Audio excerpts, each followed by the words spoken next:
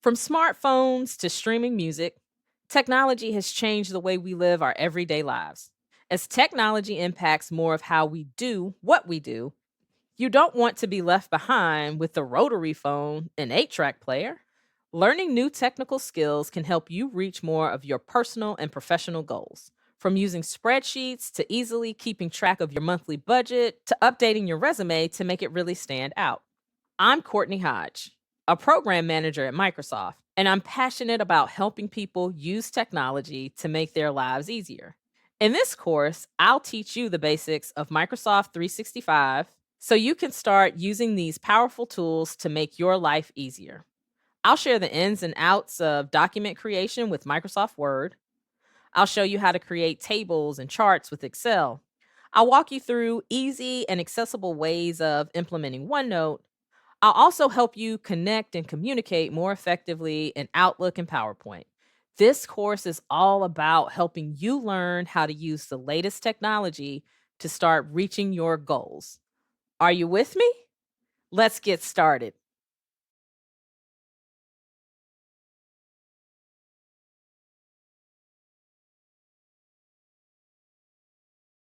Many times, the most difficult part of creating something is getting started. You can have all the best ideas, but unless you know the direction you want to go, taking the first step can be intimidating.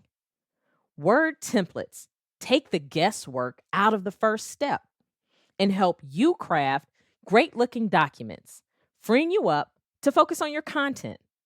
After this lesson, you'll be ready to take advantage of templates and make your projects stand out. To get started, in the top left corner of Office.com, select the app launcher and open Word. Once Word opens, you can choose a blank document, meaning you're starting from scratch, or choose a pre made template. A template is a sample document that you can customize to make your own. In this example, I'm beginning a job search, so I want to make a resume, also known as a CV, using templates. These templates are great, but they're not quite what I'm envisioning. So I'll select more templates. I like the look of the resume green template, so I'll choose that one. The new document opens and starts with the standard resume layout. Now, before I get too far, I'll rename and save my document. Simply select the document name. I'll name this one my resume, and I can see that it is saved. Now, as you can see, the template not only comes with a well formatted example of a resume, but inside each section, the template includes directions to follow. For example, in the objective section, this template shows the title and in the body clearly tells you what to put there. If you have an old resume that needs an upgrade, you can copy the content from that old resume into the new template. Simply copy the content from the old resume and paste it as text into the template. For now, I'll just add new content. I'll start by adding the simplest text in first, starting with my name. First, I highlight the text I want to replace and type in my name. I see for experience, there's a section for job title and job position. I only need job title for experience, so I'll delete job position by using cut. I will also duplicate the text in experience using copy and paste. Now I have space for two jobs. I don't need the communication section, so I'll just cut this section. After replacing the text in the template with my own content, I will have a beautifully put together resume. And I didn't have to think twice about the font style, size, margins, or any other formatting. The template had that figured out already. Now that I've walked you through the simple process of creating and editing a template, you're ready to try it out on your own. What documents can you make better by using templates? Practice your skills by moving an existing document into a new template and see your content get a fresh format.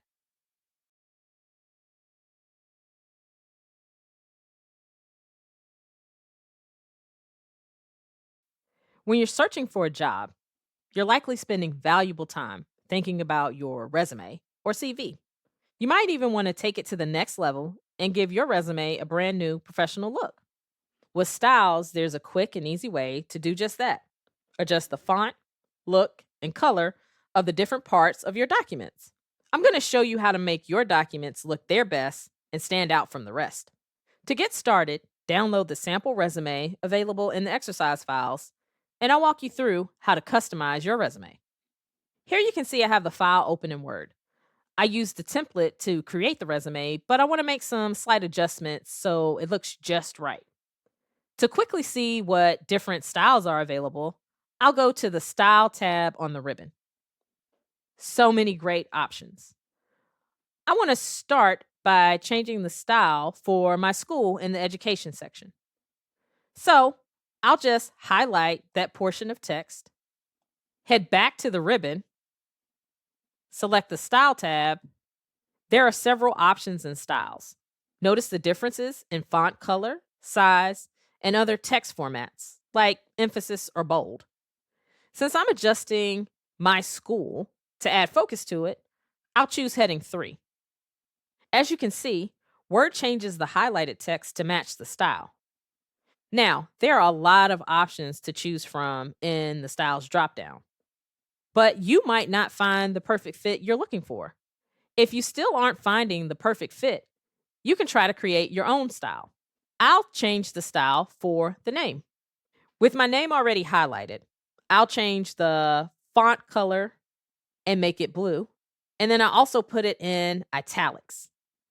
With that perfect font, color, and style picked out, just head back to Styles and then choose Create New Style from Formatting. Give that style a name, and I'll call it Blue Italics, and click OK. And now my new original style will be ready to use elsewhere. And that's all there is to it. Styles can help quickly change multiple formatting options all at once, standardizing them across your entire document. Practice your skills by changing the style of some text in your documents to elevate their look.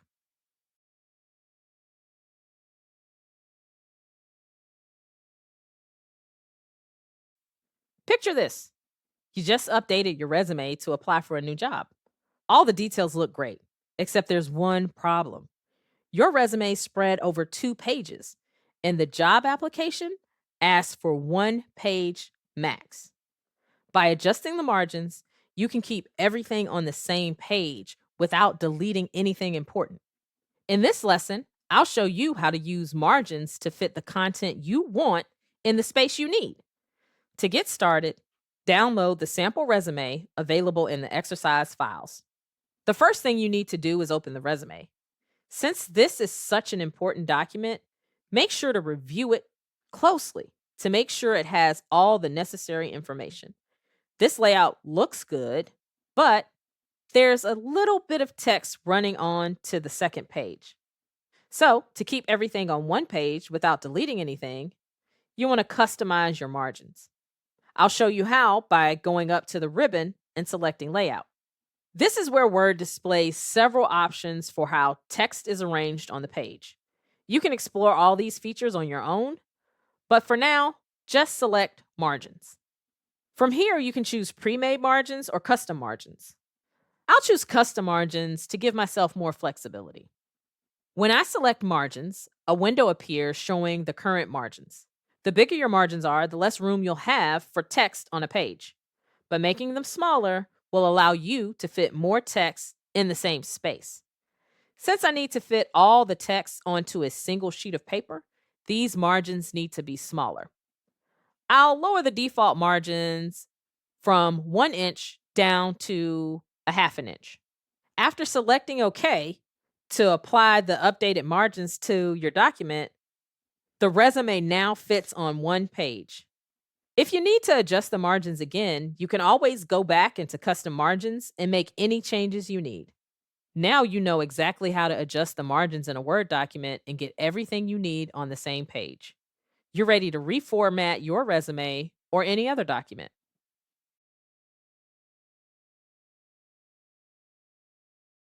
There's a great feeling of accomplishment when you finish a project and are ready to share it with the world. To make sure you're sharing the best version of your work to whoever needs to see it, you need to turn that document into a PDF. And Microsoft Word makes it incredibly easy to do that. So, what exactly is a PDF? Think of it as a digital version of printed paper. In this lesson, I'll show you how to print your documents digitally, making them into PDFs so that you can share them with the world exactly as you intended them to look. To begin, download the exercise file and open up the sample resume Word document. My resume looks how I want, so I'm ready to finalize it. I'll go to the ribbon at the top of Word and select File. A new window pops up with several options. I can create a new file, open an existing file, save, share, export, or print. To make a PDF, I'll select Save As. Once I select Save As, a few options open in a new window. I want to make my resume a PDF, so I'll select Download as PDF. After I select Download as PDF, I need to choose where I want to save my document and what I want to name it. To easily find it later, I want to save it in the same folder where I've stored my resume Word document. So I've already navigated to the folder in my OneDrive where my resume is located. I'll simply drag and drop the resume into my OneDrive. When you're sharing files with others, you'll definitely want to name the file in a way that communicates what's in the document before it's open. I'll name this document J. Sherman Resume Administrative Assistant and select Rename. So that's it. I have my resume saved as a PDF, and now you know how to create a version of your documents that preserves your content and format perfectly every time. Saving your documents as PDFs is a great way to make sure the document keeps all of your intended formatting, even if different people access it from different devices using a variety of software.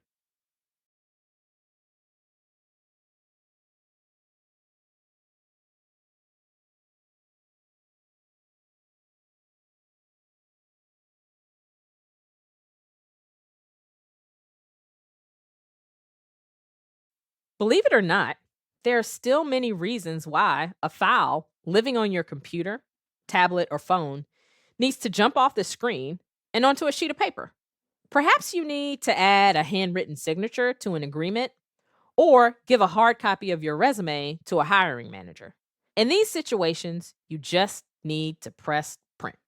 After watching this lesson, you'll know the steps to print your Word documents, bringing them off the screen and into the physical world. A common document that needs to be shared physically is a job resume. So I'll walk you through how to print using a sample resume. To begin, download the sample resume available in the exercise files and open it up. I won't be able to make any changes once this resume is printed on a piece of paper. So I want to take a moment to review my resume and make sure I'm ready to press print. Once I'm certain that this document is exactly how I want, I'll go to the ribbon and select File. From here, you can choose to create a new file, open an existing file, save, share, export, or print. To hold a copy of this document in my hand, I'll need to choose Print and then print this document. Now a new screen appears that displays an image of what the printout will look like, as well as additional options and settings on the left. Next, make sure the destination is set for the correct printer. With the destination set correctly and the preview looking right, you are just about ready to print. Leave the pages option to all. If you had a multi-page document, you'd use this option to specify which pages you wanted to print. But that's not right for my resume, so I'll leave it as one. At this point, if you select print, the printing process will be underway. If you want to go beyond a standard print, you can select Print using System Dialog, where you can change the layout of your document from portrait to landscape, print only specific pages, or make any other advanced adjustments. Printing your documents is less common with PDFs and email, but it's still a great way to make sure your document looks exactly how you created it. When you print a document, you're bringing your digital work into the physical world, and that's amazing.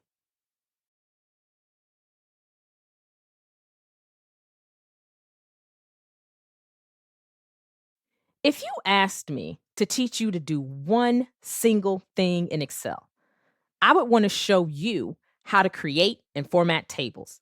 It's such an important skill.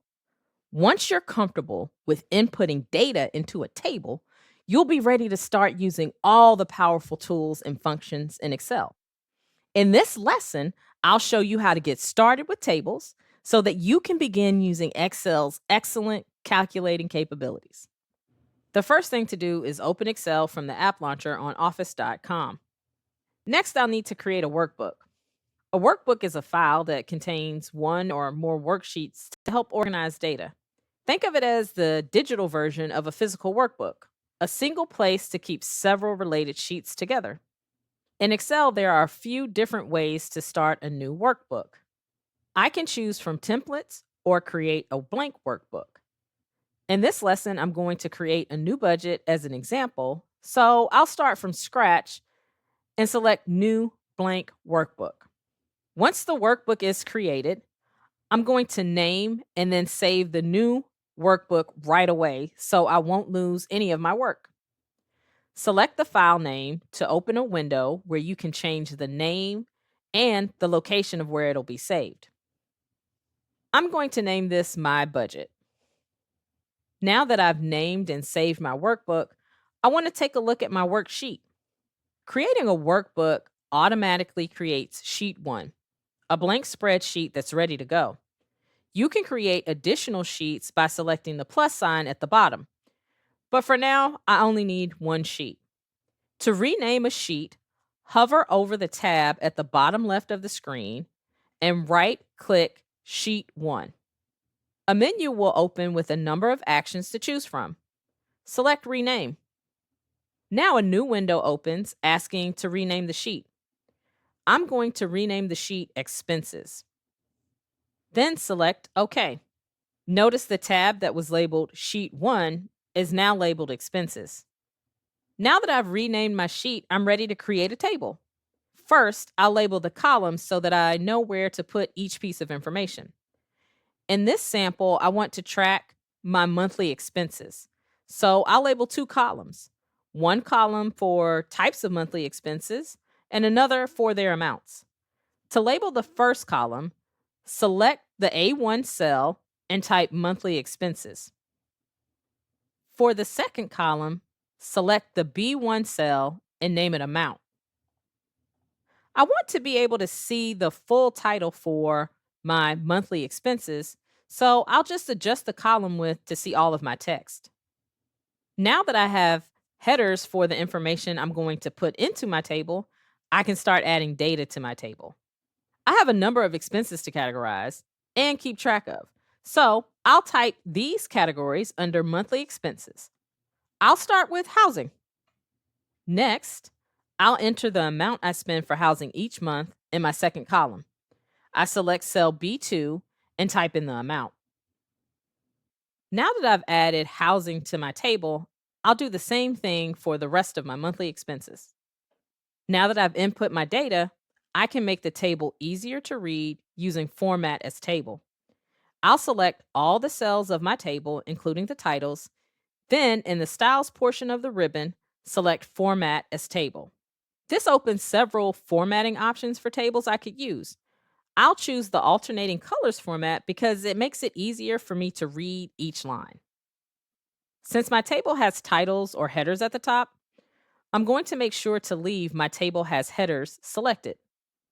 I now have a budget that is formatted the way that I want and is ready to use. Now that you know how to create and format a table, you can give it a try with your own data.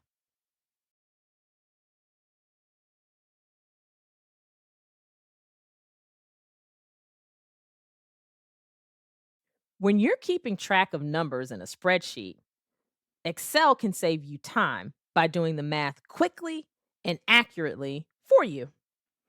With something as important and detailed as your monthly expenses, having everything added up automatically helps you make sense of all that information. With the sum function, you can easily add large amounts of data together. In this lesson, I'll show you how to use this powerful tool to transform an extended list of numbers into a simple sum total. To get started, download the exercise file and pull up the sample budget in Excel. The sample budget contains a list of expenses, and each expense has a cost next to it. If you want to know how much you'll need to pay for all these expenses, you'll need to know the total cost in one single value. That's where the sum function can help. First, consider where you want the total amount to be displayed. I'll choose cell E2 as the home for this sum function, so it's at the top and easy to find. Now you'll need to determine either the exact cells to add up or the range of numbers you want to add, where they begin and end. In this example of monthly expenses, I want to include every item in the total sum. Those expenses start at cell B2 and end at cell B8. So I'll use this as the range of data. Now it's time to put a formula to work and create a sum function. First, select on the cell where you want to place your sum. Type in equals sum, then open parentheses, which tells the program that you want the total amount of whatever will be inside the parentheses. Once that open parentheses is added, I'm able to specify the range by selecting the first cell, B2, and dragging down to the final cell, B8. I'll close the parentheses, press enter, and the sum will populate.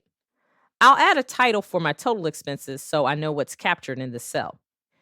If you wanted non-consecutive numbers summed up, instead of adding a range of cells to the parentheses, just type the cells that you want in that space. For example, if I only wanted to know the cost for housing and transportation, I would first select the cell where I want to view my sum, type equals sum, open parentheses, then select B2, add a comma, then select B5, close parentheses, press enter, and those two cells will be added together. Now you can use the sum function anytime you need to quickly add values to Excel. No calculator needed.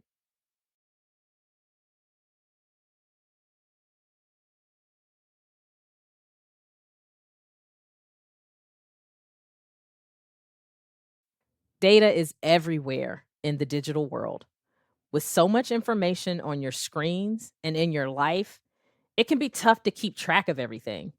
What's great about Excel is that once you have your data on a table, it's much easier to organize and locate what you're looking for. In this lesson, I'm going to show you how to sort your data in a table to find the information you need. To get started, download and open the sample budget exercise file in Excel. Now that I have the document open, you can see that expense items and amounts are already formatted as a table, but they're not in any particular order. I want to see my most expensive expense, so I'll need to use sort and filter. Sorting allows you to organize the data in a specific order. To sort my data, I'll go to the header of my table and select the filter and sort button on the column I want to sort. In the menu that appears, I can choose from a variety of ways to sort the data. Because I want to see my most expensive items first, I'll select sort largest to smallest. Now the expenses are sorted from the highest expense to the lowest expense. Sorting in this way can come in handy when prioritizing which expenses have the highest impact on a monthly budget. In addition to sorting expenses by cost, you can also sort them by name. To sort by name, return to the top of the items column, select filter and sort, and choose sort A to Z. Now, instead of the list being in order from most expensive to least, the budget items are sorted alphabetically. This is useful if you have a long list of items and you want to find one by name. You can also filter the data in a table. Filtering allows you to more easily see the data you're looking for by temporarily limiting what's visible. For example, I can filter my table to only show the expenses that are $200. Simply select the Filter and Sort button, deselect Select All, and select $200 and select Apply. This will show only the expenses that are $200. I can Select All to select all of my expenses again. Now that you know how to sort and filter data in Excel, you can arrange any type of data in a way that works for you.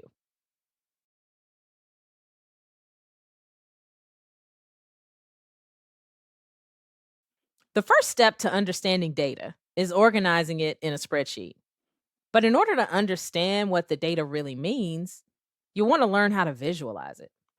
It can be difficult to get a full picture of monthly expenses just by looking at a worksheet. In this example, I'll bring that data into a chart so that I can get clarity on key trends. How much money is being spent? What can be done differently in the future? In this lesson, I'm going to show you how to use Excel's charts to visualize data, adding a different view and a new understanding to simple numbers on a spreadsheet. So go ahead and download the sample budget workbook and the exercise files so that you can follow along. The first thing to do is select the data.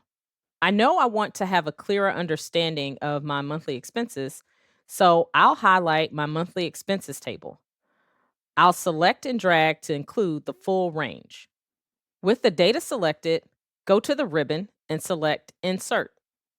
A new ribbon has opened here with a few options. I'm looking for a visual representation of how my money is spent each month, so a pie chart would be the best choice for me. So I'll select Pie Chart and select 2D Pie. We're going to make my chart a little smaller so we can see it. You can also drag and drop your chart to move it around. From here, I can see how much of my monthly expenses fall into each category. Now that I've made my data visual in a chart, it's easy for me to see if any of my expenses need to be adjusted. Looking at how much I spend in entertainment, I think that might be a piece of my budget where I can make some adjustments. Now that you know how to add a chart, you can make visual representations of your own data in a worksheet or try adding a chart to the sample budget. Experiment with different types of charts to see what they look like and visualize your data in new ways.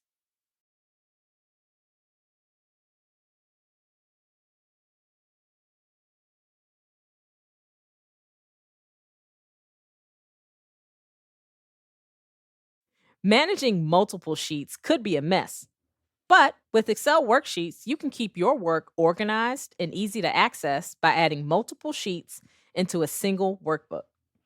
In this lesson, I'm going to show you how to manage your worksheets more efficiently so you can keep your digital workspace free of clutter.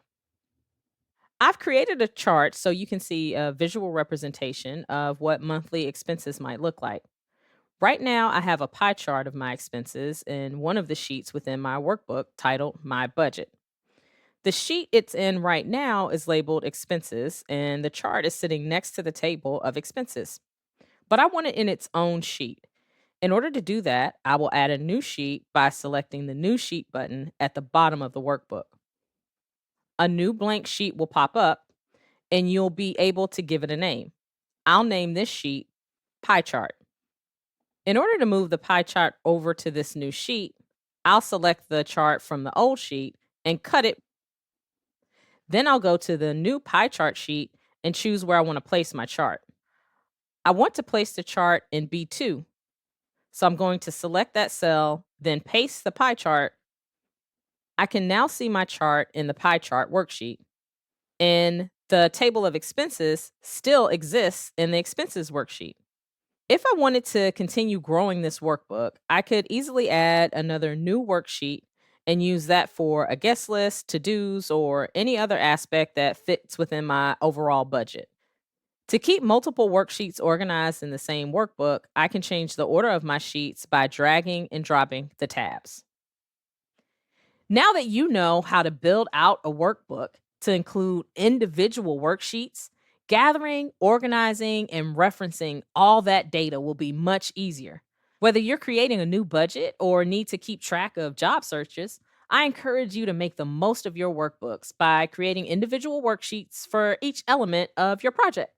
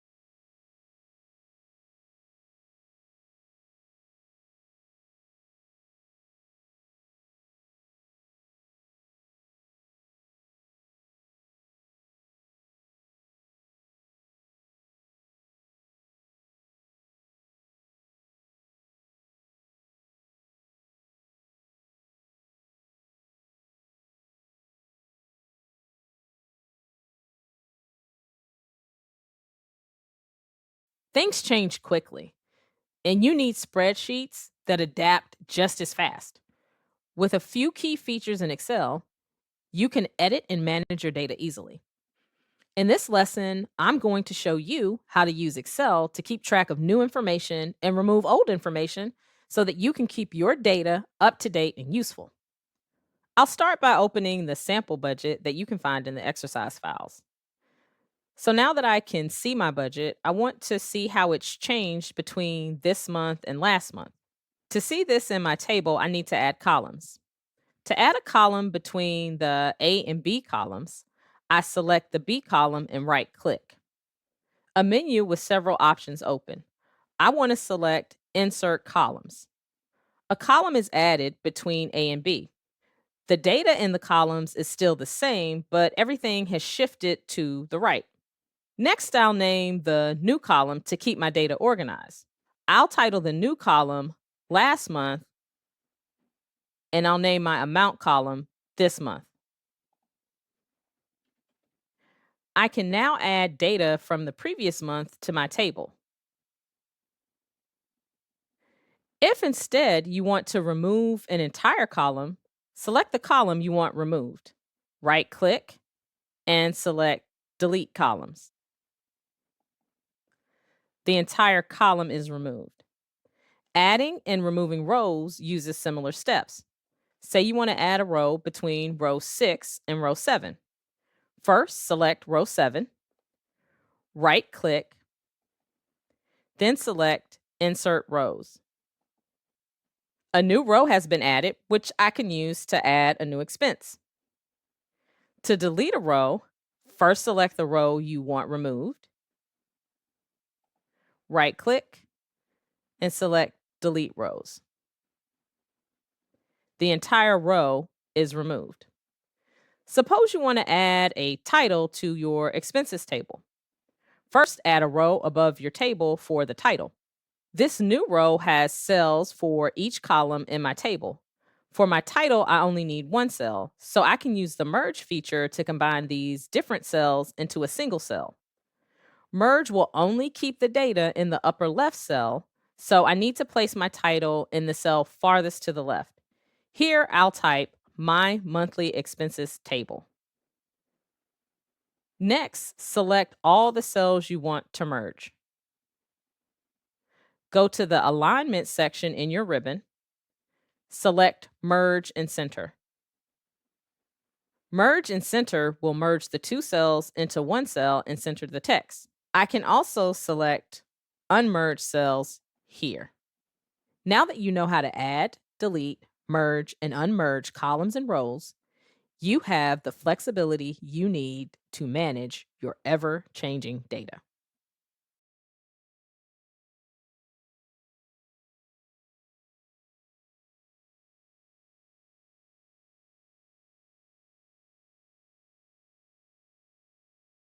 Accessing, organizing, and using notes in a paper notebook can be really challenging. OneNote is a digital notebook that makes your information work for you. In this lesson, I'm going to walk you through creating a notebook in OneNote so that you can keep your information organized, useful, and accessible from anywhere, anytime. For job seekers, it's necessary to keep track of detailed information on each job you search for. In this example, I'll show you how to create a notebook in OneNote to help with that important task. First, in the top left corner of Office.com, select the app launcher and open OneNote. Now that I've opened OneNote, it's time to create a new notebook. Select the Add New Notebook option and give the new notebook a name. I'll name my notebook My Job Search Notes. And then I'll select Create. After the notebook is created, it's time to organize content by adding sections. When you open a brand new notebook, you'll see this alert that the notebook is empty with no sections. In OneNote, every notebook is made up of sections, and each section has pages. Think of these sections like dividers between loose leaf papers in a physical binder. To add a section, I'm going to select Add Section. A window opens asking for a section name. Let's say I'm looking for two types of jobs, one working as an office assistant and the other as a teaching assistant. These are different jobs, so I'll separate my notebook into an office assistant section and a teaching assistant section. I'm most interested in the office assistant job, so I'll start with that section. I'll name this section Office Assistant and select OK. So now I have a new section in my notebook called Office Assistant.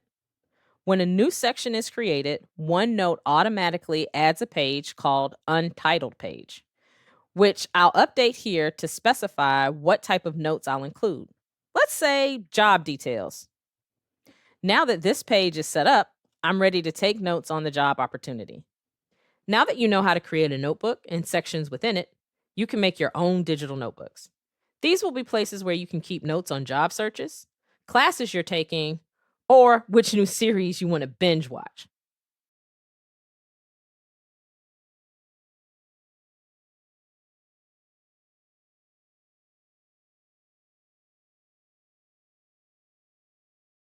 If you're starting from scratch, every time you create a document, you might feel like you're reinventing the wheel.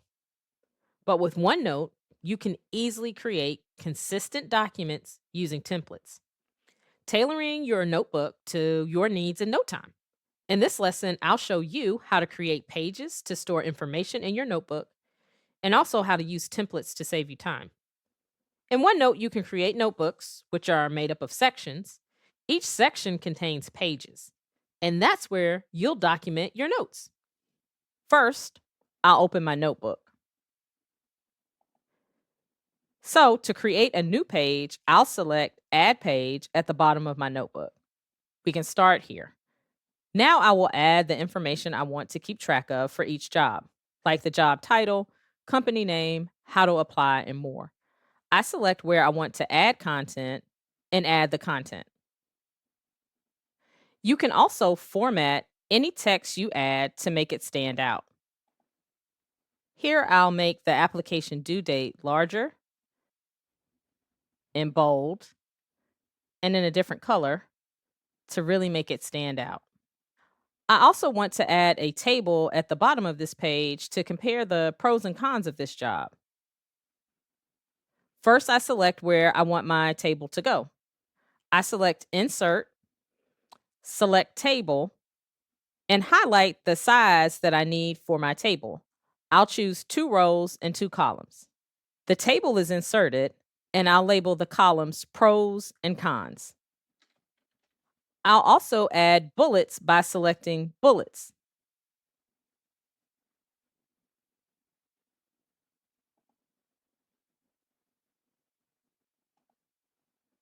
So the information I enter will be neatly organized in my table. Now that I have a design for my notes, I'll name this page Job Search Template. The title goes to the top of each page. Next, I will replicate this job search template page for each job I am interested in by right clicking on the page, selecting Move Copy from the menu that appears, and then choosing Copy. I now have a duplicate of my job search template page. From here, I'll rename this page based on a job I'm interested in. Now I'll enter the information that I have for this job search, like the job title, the company name, and how to apply. I can come back and fill in the other details when I have them.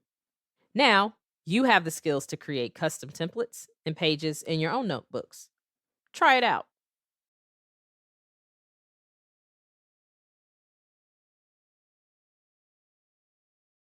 A paper notebook is bound by its cover, but a digital notebook goes far beyond that, building bridges to the rest of the internet.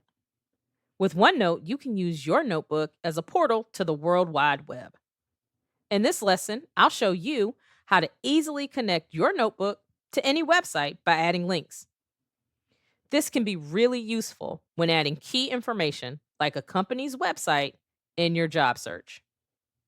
First, I'll open my job search notes notebook. So here I am in the notebook where I'm keeping notes about my job search. I have created a template I can use to keep track of each job I'm interested in. I'm curious about jobs I might find at Microsoft, so I'll use the template to create a page for my job search at Microsoft. I'll rename my page Microsoft Search. I'm not ready to search or make notes yet, but I know there is a career site at Microsoft, so I want to link my notes directly to that useful information. I can do this by adding a link to the page. If I already know the web address, I can add it directly. First, I want to select where the link will go on my page. I'll select Insert and Insert Link. I'll type in the text I want to display for the link and then type in the web address. And now I'll select Insert. I can also go directly to the website in my browser and select the web address, then copy and paste it on my page in OneNote. Now, you can add links to pages in your notebooks to make more dynamic connections than you could with a paper notebook alone.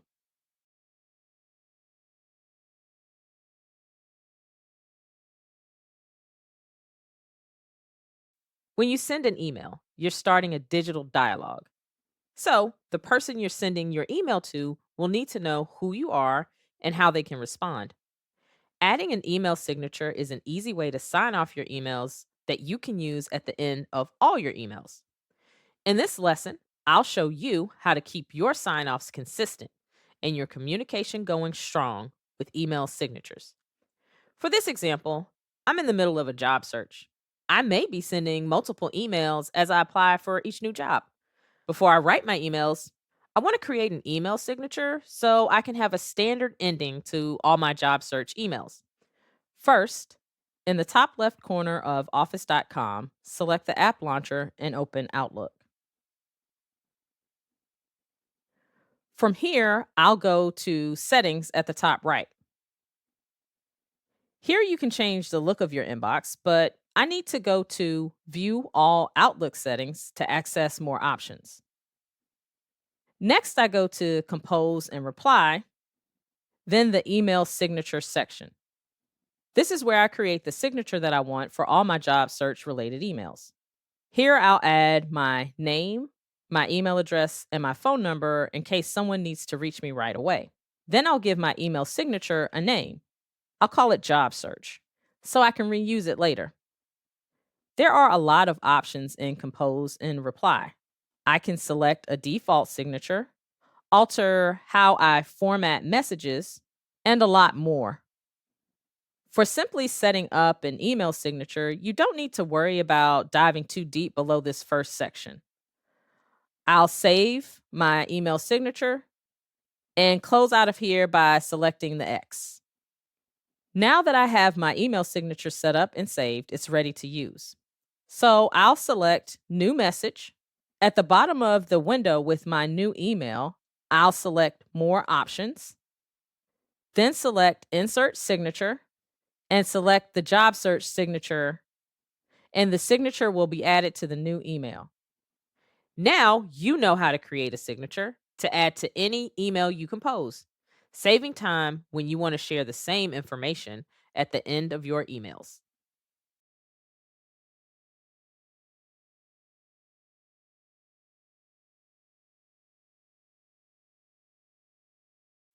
Sometimes an email can say it all, but for those times when you need to say a bit more, attaching a file can help you add even more important information.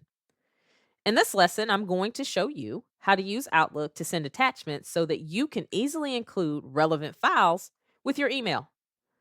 To show you how to use attachments, I'm going to use the example of trying to look for a new job. I heard of a new opportunity and I'll need to attach my resume to an email to share it. First, I'll open Outlook. From my Outlook inbox, I'll open the email that I need to reply to. I'll select Reply, and then I'll select Add Attachment. A menu opens to help me find the file I'm looking for. Since I saved my document to Microsoft's file hosting service OneDrive, I'll select Browse Cloud Locations. I'll navigate to the file I need, select it, and select Next. Now I can choose if I want to share a link to my file or a copy of it. If I was working on editing the file with someone else, I would share a link. That way we could work on the file together and see updates in real time. Since I'm sharing my resume with a potential employer and we don't need to collaborate on the document, I will choose Attach as Copy. My resume is now attached to my email. I'm ready to send it. So I select Send, and my email and attachment are on their way. Try adding an attachment to your next email.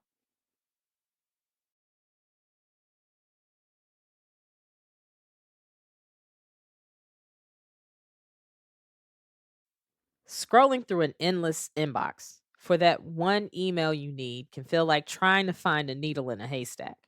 But Outlook has a search tool that makes it easy to find any email. In this lesson, I'm going to show you how to search your email inbox. I'll start in my Outlook inbox. In this example, I have an interview for a job, and the company has asked me to create a PowerPoint presentation for my interview. The company sent me an email with the presentation instructions, but I can't remember all of the requirements. To be able to know exactly what's expected of me, I'll need to search for this email in Outlook. I remember the email had the word presentation in it. So I'll go to the search box and type in the word presentation, then select enter. This searches my email for all the emails with the word presentation. Here's the email I was looking for. I'll open it to see the requirements. As you can see, Outlook has also highlighted the search word. If you wanted to narrow your search to only find emails that have attachments, you could use Filter. First, I'll navigate back to my inbox. I'll select the filter button above my mailbox, select Attachments, And now my mailbox is only showing emails that have attachments. Now that you know how to search your email, you'll be able to quickly find any email, even if it's buried deep in your inbox.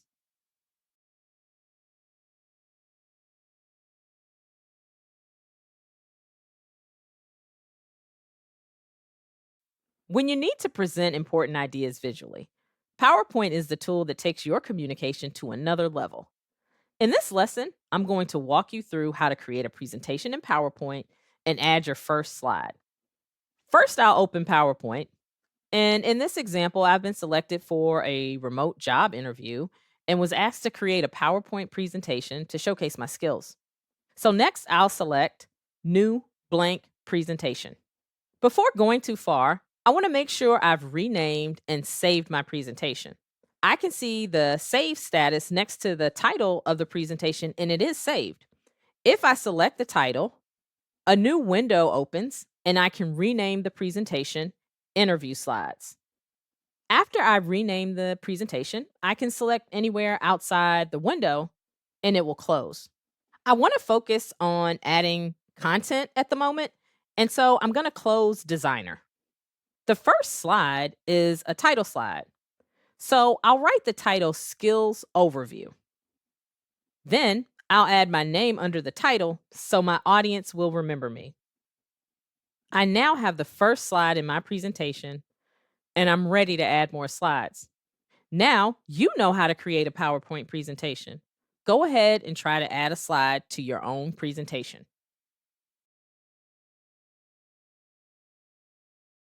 Keeping a consistent composition throughout a PowerPoint presentation allows your audience to focus on the important ideas you're presenting without getting distracted.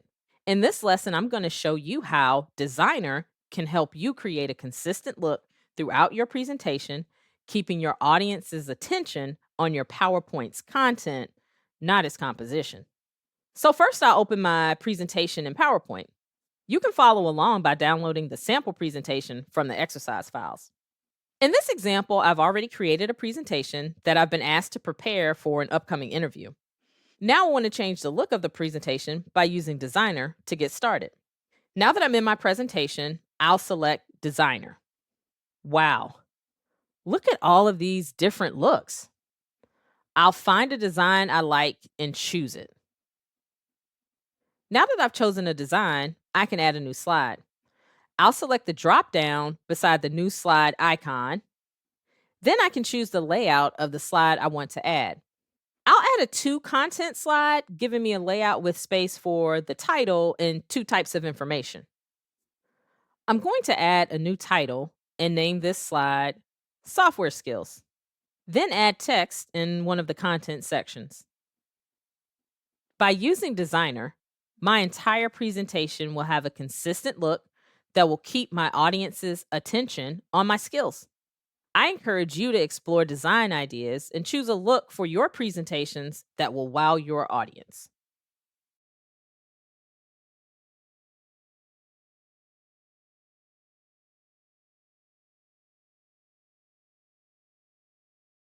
Have you ever finished describing the steps of a complex task only to realize it would have been simpler to arrange the steps in another order? In this lesson, I'll show you how to apply slide layouts and change the slide order so your PowerPoint presents and flows perfectly. In this example, I open PowerPoint to start adding to the presentation I'm creating for an upcoming job interview. You can follow along by downloading the sample presentation from the exercise files. I already have two slides created, and I want to add a new slide that shares some information about myself. I'll choose a title and content slide to show this information. I'll title it About Me. Then I'll add a few highlights to introduce myself and my background. I love helping people. I've recently completed a customer service training. Now that I see the slide, I think I'd like to change the layout to leave room to add a picture later. I can select Layout to see my options. I'll change the current layout to content. Hmm, this slide order doesn't seem right. I think I want the About Me slide to go in front of my skill slide so my audience gets to know me before my skills. To change the slide order, I'll select View and make sure I'm in the normal view setting. In the normal view setting, I can see the image of my slides on the side in the navigation pane. I can go to the navigation pane and select the About Me slide, then drag and drop it above my skill slide. My slides are now in an order that makes sense. So that's it. Now you can change the slide layout and the slide order.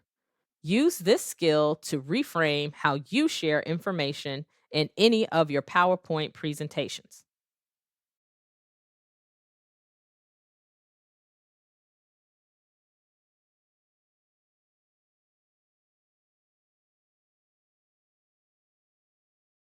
Have you ever witnessed a presentation that was so text heavy you didn't know where to focus your attention?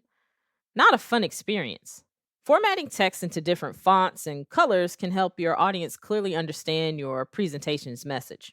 In this lesson, I'll show you how you can use PowerPoint to change the appearance of your presentation's text so that your audience can keep their focus on the most important information.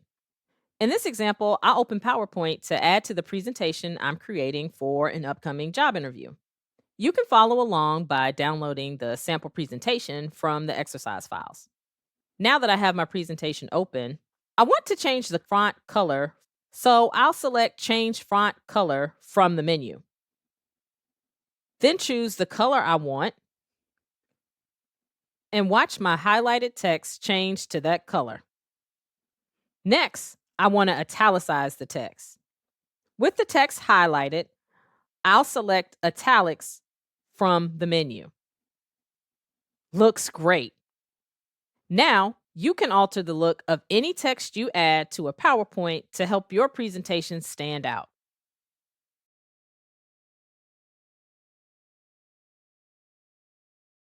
When words aren't enough to communicate an idea, PowerPoint provides a simple visual solution. With PowerPoint presentations, you can add pictures and icons to your slides that help illustrate important information. In this lesson, I'll show you how to add pictures to your presentations. In this example, I'll open PowerPoint to add to the presentation I'm creating for an upcoming job interview. You can follow along by downloading the sample presentation from the exercise files. Now that I have my presentation open, I want to add pictures and icons to some of the slides. I'll start with the About Me slide. For this slide, I chose To Content as my layout, so it's ready for a picture to be added. I have several types of content I can add: a table, smart art, icons, pictures from my computer, stock images, or even a video from the web. I'll show you how to view stock images so you can see what visuals PowerPoint has to offer. You can type a term in the search bar or select from the categories below. I'll type cooperation because I like helping other people. I find an image that I like, select it to add it to my presentation. Then I select Insert. And just like that, the picture is on the About Me slide. Now I want to change the look of my image, including its size and location. With the image selected, I can alter its shape and placement. There's a button that rotates the image using the rotation feature, and I can also drag and drop the image to a new location. To alter the size of your image, use the corners to keep the proportions the same. If you use the sizing options to only make it taller or only wider, the proportions of the image will distort. I'll move on to the next slide. I think the software skills slide could benefit from the addition of an icon. I'll select Icon. I'll search for a computer icon, find one that I like, select it, select Insert, and it's added to my slide. I can also change the color of the icon by right-clicking the icon. I want to change the fill or the color of the inner space of the icon. Once I select the drop down menu from Graphics Fill, I can choose the color I want from these options. I'll make my icon larger so it's easier to see. Before I finish, I'm going to take another look at the design options to see if there's a better look for my slides. I'll select the design options I like most for each slide. Now my presentation looks really great with the added picture and icon. Try out your new skills by adding some visual content to your presentation to really engage your audience.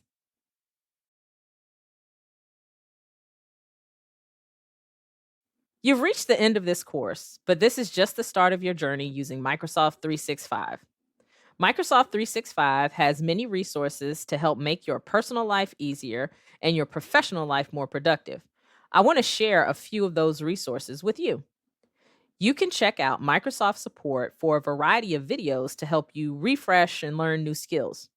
You might also want to attend online classes from the Microsoft Store. There's a lot to explore in Microsoft 365.